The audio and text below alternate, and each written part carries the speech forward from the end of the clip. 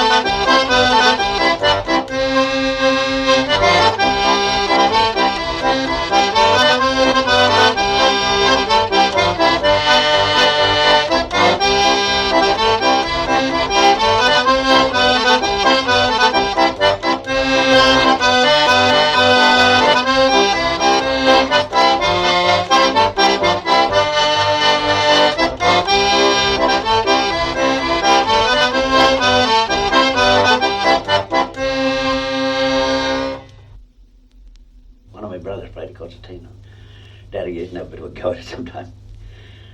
The only one that Dad had played, all of us know, and he'd sing a whole song, The Rocky Roads to Dublin. He thought he was playing, but he wasn't playing at all, he was making noise. And he'd sing it just the same. When I was 4 or 5, 6-year-old, when my daddy was working, he was working for a station, he was working on Brunda. Oh, from the field away, didn't go on many years ago. £1 a week. Actually, he was getting £1 a week, see. I was a baby, there was 10 kids yet. I was a baby. £1 a week. Well, we must have lived on it. We're still here, but we must have lived on it. But it seems ridiculous, doesn't it? When I started the quarry in 1921, this is a different way things have fallen. I work a full fortnight, that's at 48 hours, half work after Saturday. And a full pay was £9.5. That's $18.50. Well, it was all right. That wasn't a bad wage, isn't it?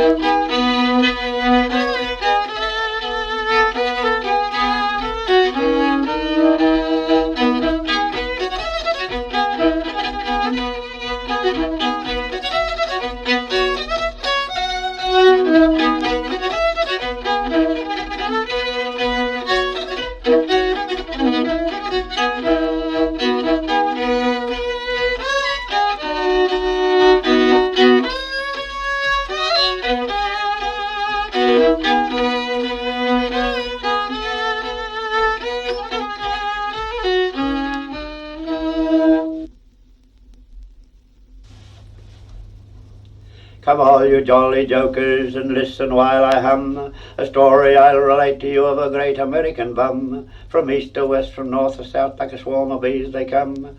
They sleep in the dirt and wear a shirt that's dirty and full of crumb. So early in the morning when the dew is on the ground, the bum arises from his nest and he gazes all around. From the bascular and the haystack he gazes everywhere. He never turns back upon his track until he gets the square. Well, I beat my way from Frisco Bay to the westbound coast of Maine, to Canada and Mexico, and I wandered back again. I met clowns and harness bulls as tough as a cock could be. I've been in every calaboose in this land of liberty. Sleeping against the station, the tra-la-la-la-la-lation, that's our recommendation, hurrah, hooray, hurrum. We are three jolly old bums, we live like Royal Turk. We have good luck in bumming our check and we never bother to work.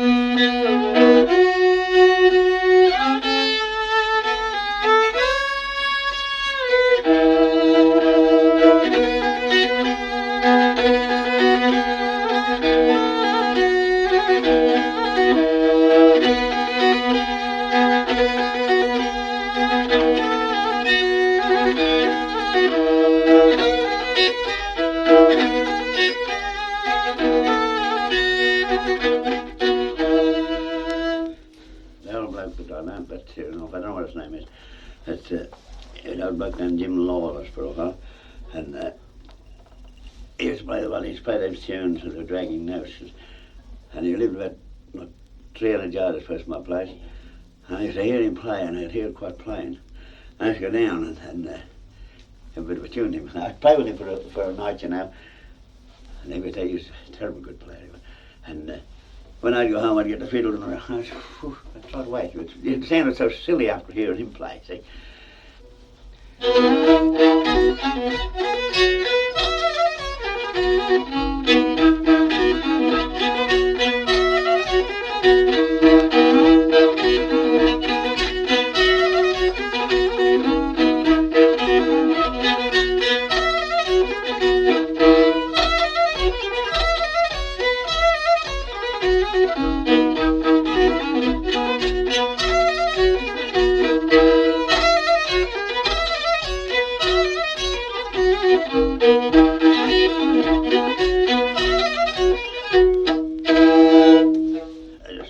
That's when, as far as I'm concerned, I just played that tune, and you go down to a place in Binalong when there was no Irishman there, no, but you know, what's his name? Yeah, I can't think of his name now. But now, there was another old Irish who was coming to visit me, see, and we were there. I was there one night and I was playing that tune to, I can't think of his name. But now, this other fella, his name was Boiling, this bloke, Boiling, his name, Mike Boiling, and we were navvy funny and blew your boots on it, you know, when I was playing it. Oh, you should have had a pair of shoes, I'd dance it for you, see. That's all right, another bloke then with Jack Kirby, he's all into my shoes. Well, I played him, and I never saw anything like this Irishman. He was no bloke, but he could do the tap dance. And I never forget that tune because I used to play it from then. I used to play it a bit fast, he used to get me at the time, and he could rap it out all right. He was good.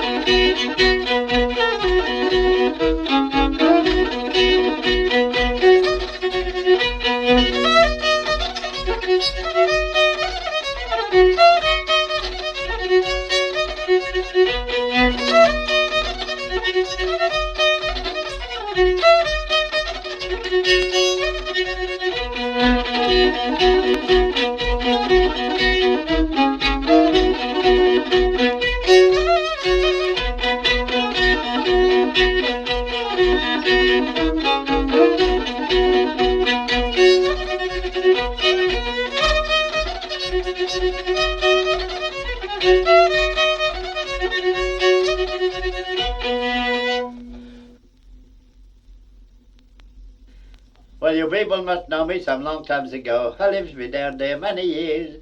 I keep in a public house there down below, and my wife she sells good lager beer. I like me that wife and I like me that beer. I like me that public house too. And when I go there, I pull my wife there, and I beat them in all black and blue. That's so. I'll tell you how I first came to know that girl of mine. I was invited at a party. There was a lot of people there. I don't know who were there. There was Miss Bumblefoot and Miss Bumblesting, and the young fellow with the glass window in his eye. And they all singing songs got started. Miss Bumblesting sang right to let me home a couple of lines twice. The young fellow with the glass window in his eye sang them. Waiting till up around the corner with the crubber.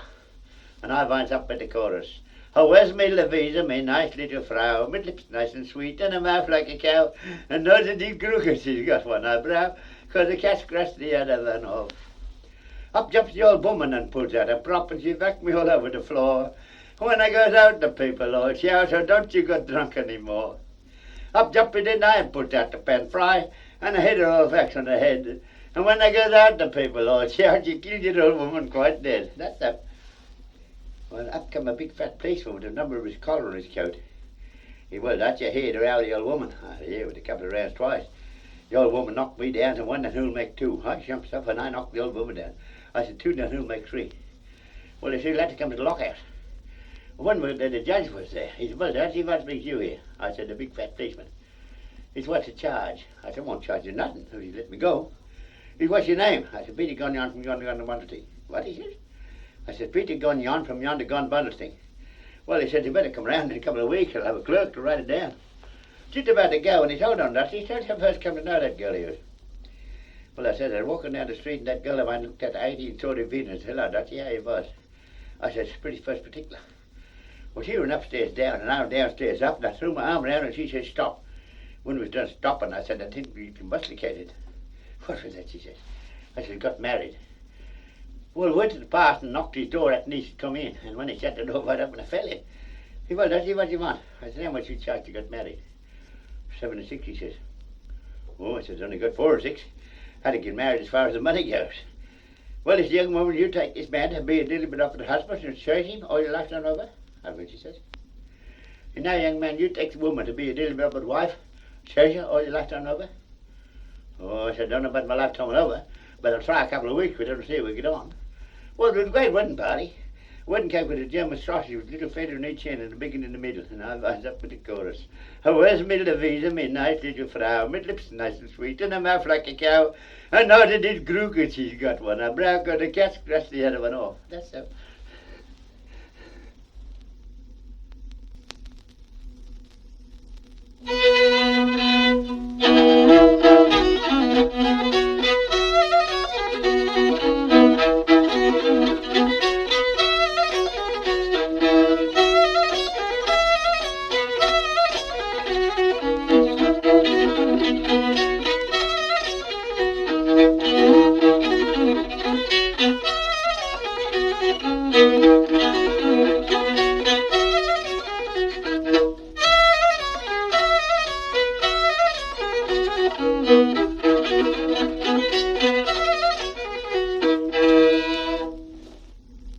I first started playing Union and finished up to play league. So when I was a kid, I used to play Union, rough and tough. And there was 3 particular teams around there. It was really funny, you know. They had to settle one another. There was a Borough in Binalong, and Gaylong in Binalong, and also Gaylong and Borough here. All had to settle one another, you know. When you go to play football, well, it'd be on. From where to go, she was on. Myself and 2 other fellas, I won't mention the name, but I said this, they said, I guess they got to get on, these women waiting in the umbrella. Here comes the Binalong Butchers, they say. They used to call us the Binalong Butchers. Well, we used to have more fun in them days, so 1980 to 1922 or something like that, about the time when I was more interested in football. Well, we'd go over Saturday afternoon, we'd go over and practice, he would have a scratch. When we went to 20th or 30th side, all the town would turn out for Saturday evening for sport. This during the Sunday Sydney thing, we had to play by a month, a long weekend. That's where I got that boozing song off one of them fellas. He was a big fella, he was, real larrikin. He used to play with just the shorts, no boots, socks on, barefooted. You know, we used to take it, I don't know. His toes walked on the scrum up, but well, where do you think I have been all the day? Boozing, jolly well boozing. Where do you think I have spent all my pay? Boozing, jolly well boozing. I won't say you're wrong, I won't say you're right. I don't want to argue, I don't want to fight. But where would you like me to take you tonight? Boozing, jolly well boozing. Boozing, boozing whenever you're dry. Boozing, boozing suits you and I. Some do it open and some on the sly, but we all love to go boozing. What are the joys of a hard-working man? Boozing, jolly well boozing. What is he doing whenever he can? Boozing, jolly well boozing. He goes home on payday, he gives his wife all. At many's a pub, there's been many's a call. What makes him prop himself up by the wall? Boozing, jolly well boozing. What do the Salvation Army run down? Boozing, jolly well boozing. What are they doing in every town? Boozing, jolly well boozing. They'll stand on street corners, they'll holler and shout. They'll jump on beer barrels, they're spruiking they spout. But what are they doing when lights are turned out? Boozing, jolly well boozing. Boozing, boozing whenever you're dry. Boozing, boozing suits you and I. Some do it open and some on the sly. But we all love to go boozing. I do, innit?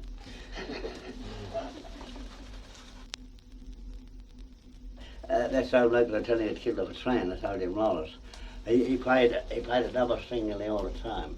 I don't know how he did it, but no matter what tune he played, he played double singing. I never will not, I couldn't say. But, this is the way that he used to play. I can't play like him, of course. But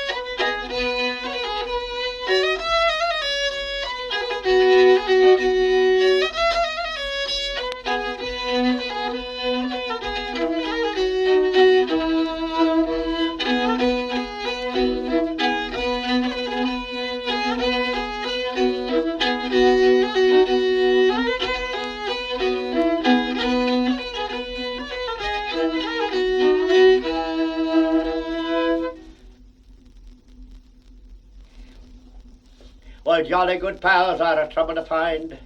I've got a pal that is really too kind. When he comes round to our place it is grand. He feeds us up on the fat of the land. When he brings a chicken for dinner, you see, of course I don't get any, it's too rich for me. After the wife lets me lick out the dish, she gives me the wishbone and tells me to wish. What a friend, what a sport, what a jolly good pal to me. I go to work at 5 each morn. He brings me wife cups of tea when I'm gone. But if I ever live to have plenty of LSD, I won't run away, I'll pay him some day for all that he's done for me. Now I told me wife I would take her away down to South Heads for a short holiday. But when the time came for us to depart, he stole the dead march on me old woman's heart. I was laid up, I couldn't go. Our pal come round to our place and said, Joe, I'm going down to South Heads by the sea. You can't take your wife, will I take her with me? What a friend, what a sport, what a jolly good pal to me. He took me wife away, you know. He says, I'll look after her, don't worry, Joe. But if I ever live to have plenty of LSD, I won't run away, I'll pay him some day for all that he's done for me. I've been allowed to play the accordion. It's a pretty good story. It's true. And the bloke was courting my sister. He had an accordion. He used to keep it in a locked box, and he wouldn't let nobody touch that accordion on him. See? Oh, and I'm just rare to go. He's playing melody, and I used to watch him play. And I loved it. He wouldn't let him touch it. I followed him out to his cutting wood one day, and I pinched the key out of his pocket, the key of the accordion box. So I snuck off again then. And he came home that night. I said to my sister Aggie, I said, "You sound to play us a tune." Just play a tune. Dip for the key. He hasn't got it, see? And oh, no. She wanted to hear a tune. I could hear all that too, you know. And he had to play this, and he busted the box. And he couldn't lock it again, then he had to bust the lock. As soon as he wouldn't work that one, I was into it.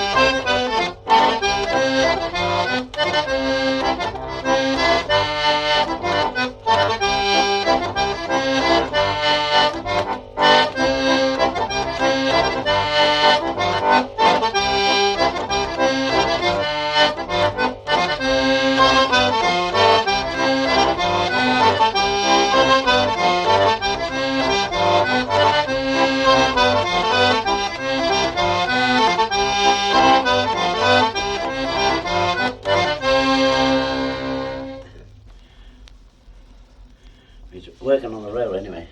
I can't remember what year it was in. That's how good my memory. But I was working on the railway out the outside of Queanbeyan out of Binalong. And he used to only go home every second week, see.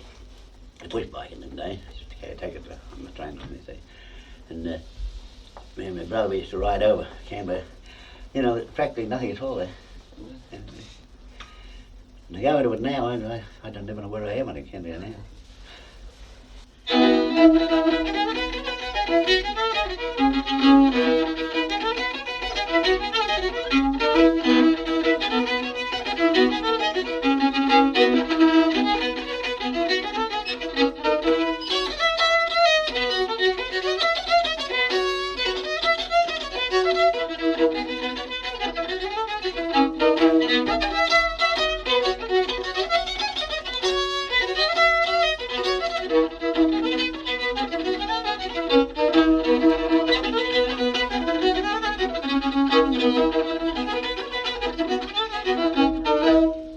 Bridget Potter over and kiss a check man, but I doodly I dum doodly die dum.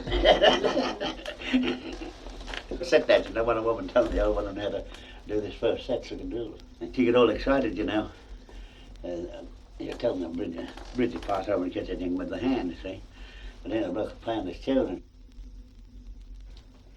I'm a chap that's fond of seeing life, and my wife, by the way, she says to me, John Willie, you must have a holiday.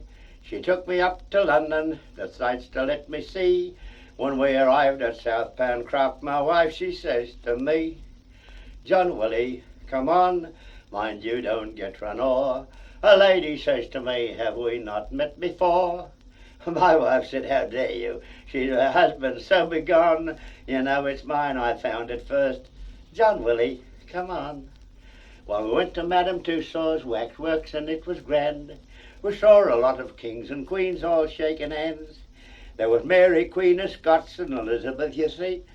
I was getting interested when my wife, she says to me, John Willie, come on, it's closing time, you see. The lights went out and everything was quiet as could be.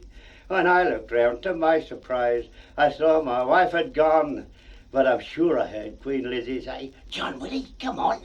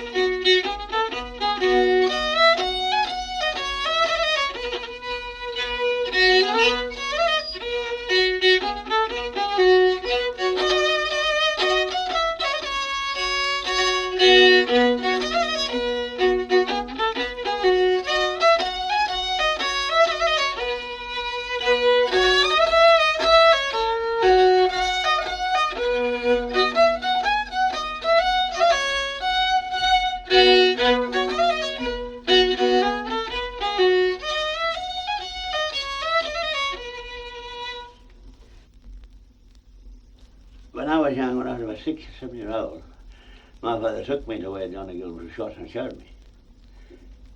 And I knew this, see.